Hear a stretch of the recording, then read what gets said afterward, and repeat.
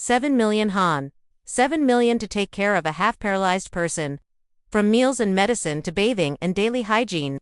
7 million in exchange for me giving up my job, abandoning my career, and sacrificing my own life. They don't see me as a sister-in-law. Don't see me as a wife, they see me as nothing more than a cheap servant. I looked at my husband and sister-in-law sitting in front of me.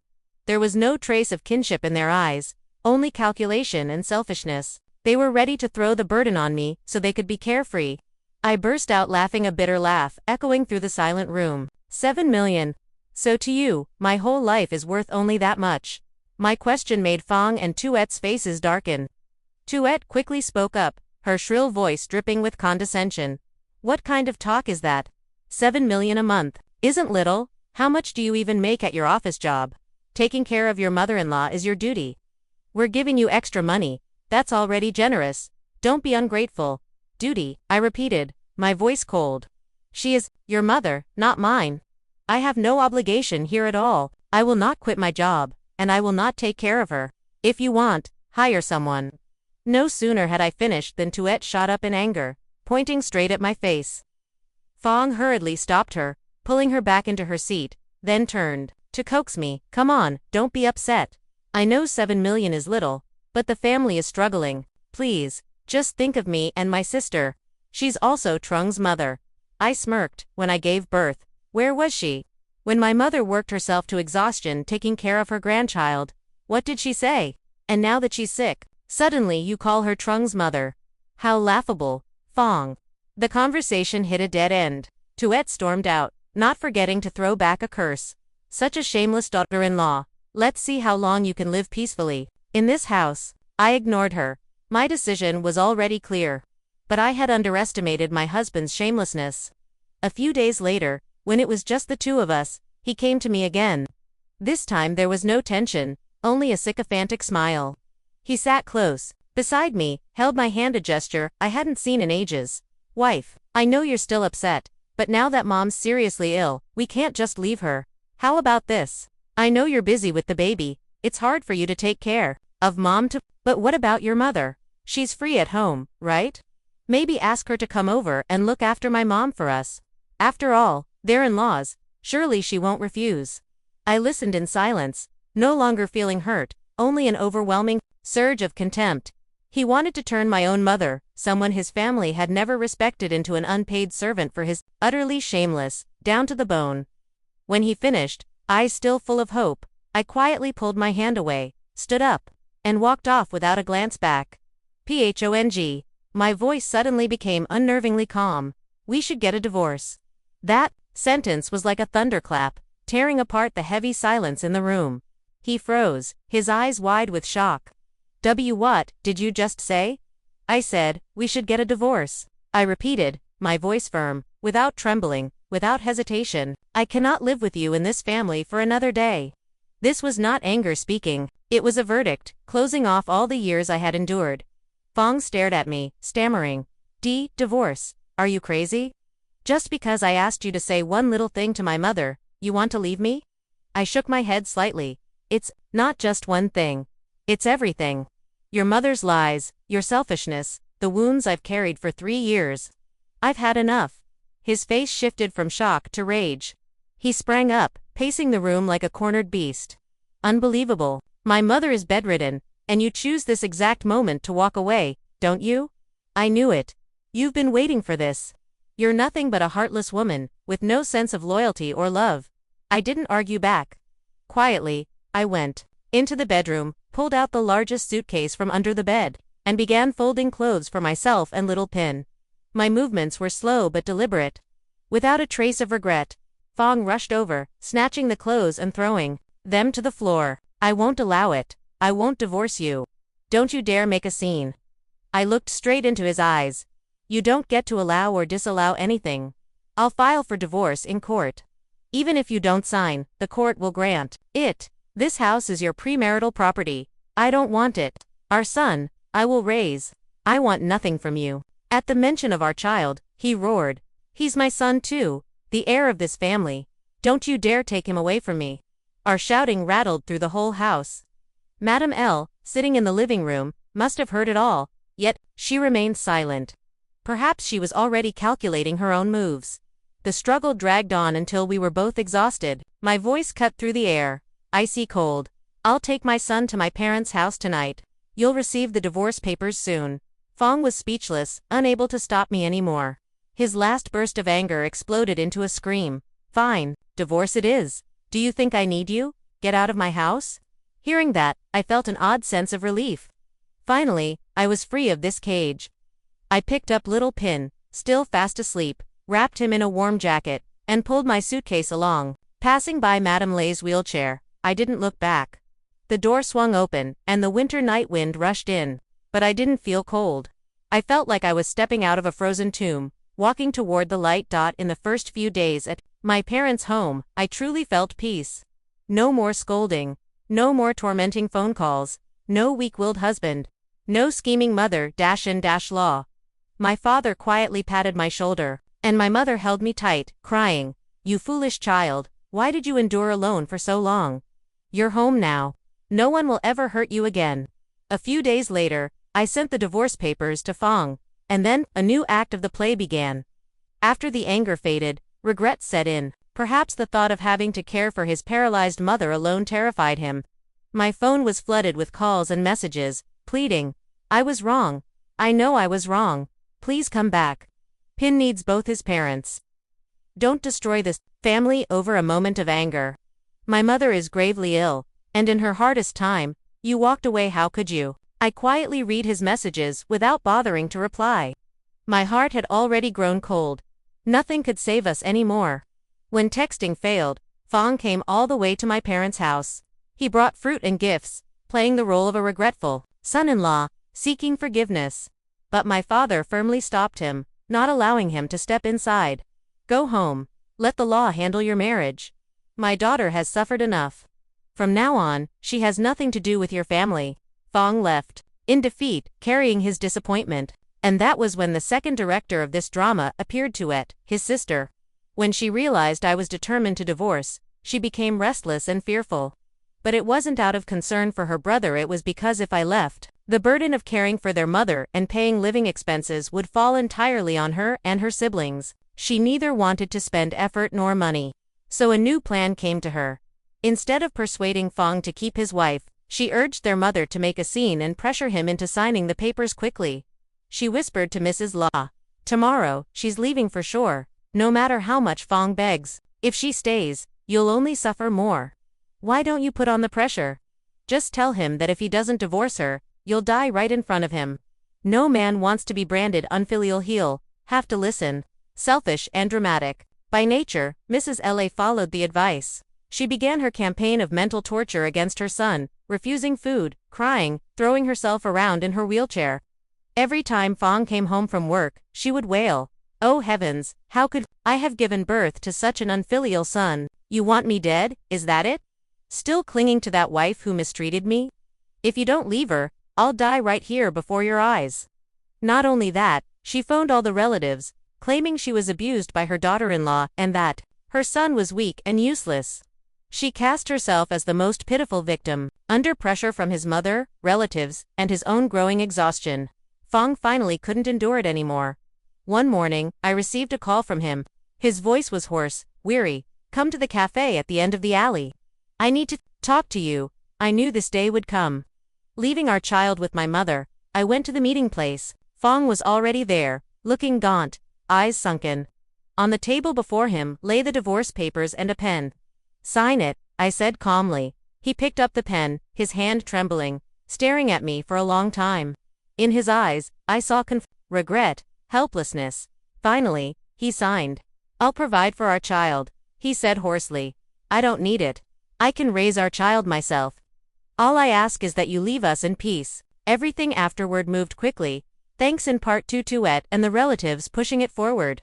On the day of the court hearing, it took only 15 minutes. Both of us agreed to the judge's decision. Stepping out of the courtroom with the divorce decree in hand, my heart felt light. Freedom spread through me, as if I had finally laid down the heavy burden of the past 3 years. I not only gained custody of my child, but, more importantly, reclaimed my own life. Looking up at the winter sky, the soft sunlight was enough to chase away the lingering cold. I breathed deeply, peace filling my chest. No resentment, no regret. Fong Mrs. La Tuet, they had chosen their own tragedy. As for me, I had my child, my parents, and a wide-open future. From today, a new chapter begins, a chapter without tears, filled only with laughter and serenity. I was finally free. Epilogue. Fong's words. 10 years later, 10 years passed in the blink of an eye. I was over 40 now. Strands of gray already in my hair. My life during these years was nothing but a shadow. Worked by day, then returned to a cramped apartment at night, surrounded by a bedridden mother and suffocating silence. I had gone on 27 blind dates. That number, whenever I thought of it, only left a bitter taste. The women I met, some were beautiful, some gentle, but they all had one thing in common. Once they heard about my circumstances, they quietly stepped back and disappeared without a word. I had read all the messages Fong sent, but I no longer wanted to reply. Inside me, everything had gone cold. There was nothing left to hold on to. When he realized that texting was useless, he came to my parents' house, bringing fruit and gifts like a remorseful son-in-law, begging for forgiveness, but my father firmly stopped him, refusing to let him in. Go home. From now on, let the court settle things between you two. My daughter has suffered enough. She no longer has anything to do with your family. Fong had no choice but to leave. Quietly. That was when the second actor of this drama appeared, Tuet, his sister. When she learned that I was determined to divorce, she grew worried, because once I left, the burden of caring for their elderly mother, along with financial matters, would fall entirely on her and her siblings. She neither wanted the effort, nor the expense, so she quickly devised another plan. Instead of advising her brother to keep his wife, she encouraged their mother La to act harshly, and force Fong to accept the divorce. She whispered, "Mom, Mai is determined to leave already. Even if Fong tries to keep her, it's useless. If she stays, you'll only suffer more. Why don't you threaten him? Tell him that if he doesn't leave his wife, you'll die. Men are most afraid of being called unfilially, definitely won't dare to go against you." Hearing her daughter's words, Mrs. Lahu was used to playing the victim, immediately took the role. She began tormenting her son emotionally, refusing food, crying, collapsing in her wheelchair. Every time Fong came home from work, she would scream, "Oh God, how did I give birth to such an unfilial child? Do you want your mother to die before you're satisfied? If you keep defending your wife, I'll die just to prove it to you." Not only that, she called relatives everywhere, crying while claiming that her daughter-in-law mistreated her and her son was too weak to protect his own mother. In this way, she successfully painted herself as the most pitiful one. The pressure from his mother, from relatives, and his own exhaustion finally broke Fong down. One morning, he called me, his voice hoarse. "Meet me at the cafe by the alley. I want to talk." I knew this day would come. After sending my child to my mother, I went to the place. He was already there, looking gaunt, his eyes sunken. On the table lay the divorce papers and a pen. "Sign it," I said calmly. His hand trembled, his eyes filled with anger, regret, and helplessness. At last, he signed. "I'll provide for our child," he muttered. "I don't need it. I can raise him myself. All I ask is that you leave us in peace." After that, the procedures went quickly, perhaps because of the pressure from the relatives and Tuet's hidden push. No one wanted to prolong a marriage that was already broken. On the day of the hearing, it took only about 15 minutes. The judge asked the usual questions, and we both gave short, clear answers. Walking out of the courtroom, holding the divorce decree in my hand, I felt as if chains had been removed. A simple freedom, yet one I had longed for during the past 3 years. I lifted my head. The winter sun was not dazzling, but it was warm enough to dispel the cold that had lingered in my soul. I took a deep breath, my heart at peace. No more resentment, no regrets. Each of us had chosen our own ending. I only needed to know that I had my son, my parents, and a new future ahead. From that day on, another chapter of life began, one without tears, filled only with peace and laughter. I was finally free. 10 years later. Fong's story. It's been 10 years since the day I signed those divorce papers. I thought I would feel relieved, but in truth, emptiness is far more terrifying. Back then, I was weak. I couldn't protect my wife, nor did I dare to go against my mother. I believed I was keeping the peace, but in reality, I was destroying my own family. After the divorce, my mother remained the same, always lamenting her fate, while my sister never wanted to take on any responsibility. The burden fell on me, and I realized that the one who used to share everything with me was no longer there. Now my son has grown up, but he keeps his distance. Having spent a childhood without the presence of his father, I still provide for him, still try to see him, but that gap is almost impossible to bridge. As for me, I live in a house full of relatives, yet feel lonelier than anyone else. Many times I ask myself, if I had had the courage to stand by my wife back then, would things have turned out differently? But the past cannot be undone. All I can do now is live on with the regret and emptiness I brought upon myself. 10 years just, a fleeting glance, and they have passed. I am now in my 40s, with strands of gray creeping into my hair.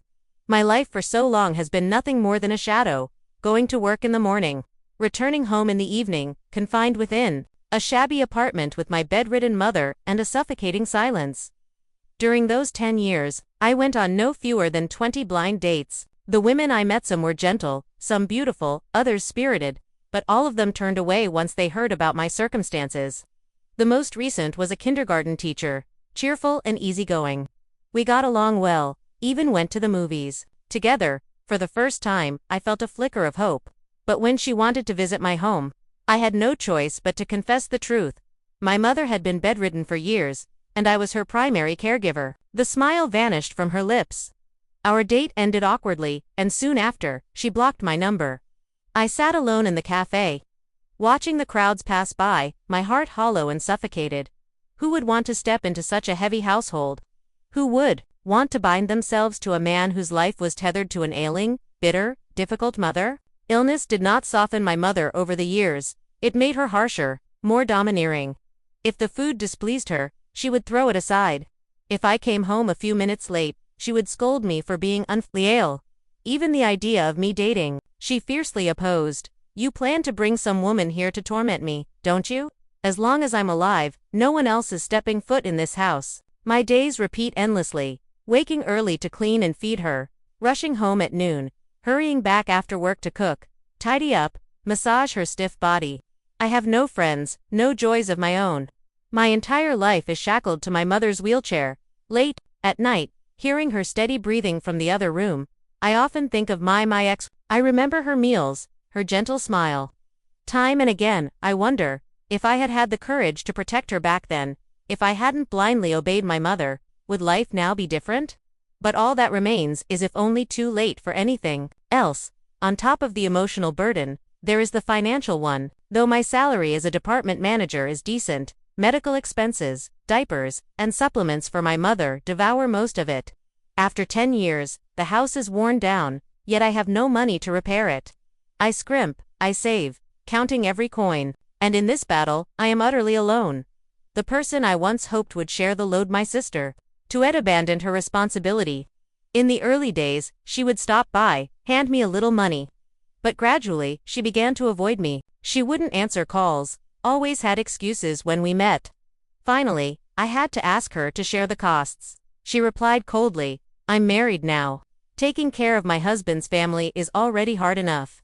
Mother lives with you. You're the son, so it's your duty. That's the rule. I argued. What rule says so? Children are equally responsible for their parents. But she brushed me off. I don't have money. My husband earns little, and we're raising kids. You have a good salary, you should handle it. I'm busy, don't bring this up again. Then she hung up. Driven to desperation, I did what I never thought I would. I took my own sister to court. The trial became the subject of gossip throughout the family, and I was deeply ashamed. But in the end, the court ruled that she must contribute 1 million dong a month for our mother. A meager amount, but at least some measure of fairness. 1 million han. That number was nothing short of alms, humiliating and bitter. And yet, she wasn't even willing to give it voluntarily.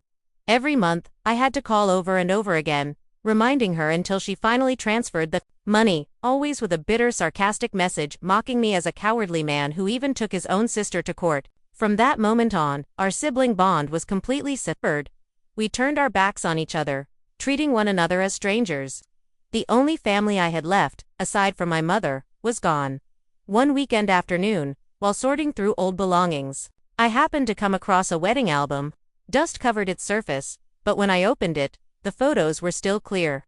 My in a pure white gown, her smile radiant. Beside her was me, in a neat suit, eyes full of love. Happiness had once been so close, so real. I rarely go on social media, but that day, I scrolled for a while. On a mutual friend's page, I stumbled upon a photo, my standing next to a man, about her age, their hands entwined. Next to them was a tall, handsome teenager. It was Ben, my son. All three of them were smiling brightly, a joy that came straight from the heart. The caption read, "Happy birthday to our beloved son, from all of us who love you." I froze, staring at the picture, my chest tightening. Ben had grown so much. He now had a new family, a new father, a home full of warmth and joy, the very things I should have been the one to give him. And me. All I had was a bedridden mother, a sister who had turned her back on me, a cold, empty house, and a heart brimming with regret. Closing the album, I sat quietly in the darkness. After 10 long years, I finally realized a truth I could no longer deny. The root of all these tragedies lay in me and my mother. She was selfish, stubborn, and I was weak, blind. She planted the poisonous seeds, and I was the one who watered them until they grew. In the end, they destroyed everything. My marriage, my family bonds, my entire life. This is the price I must pay, a price far too high, with no chance of redemption.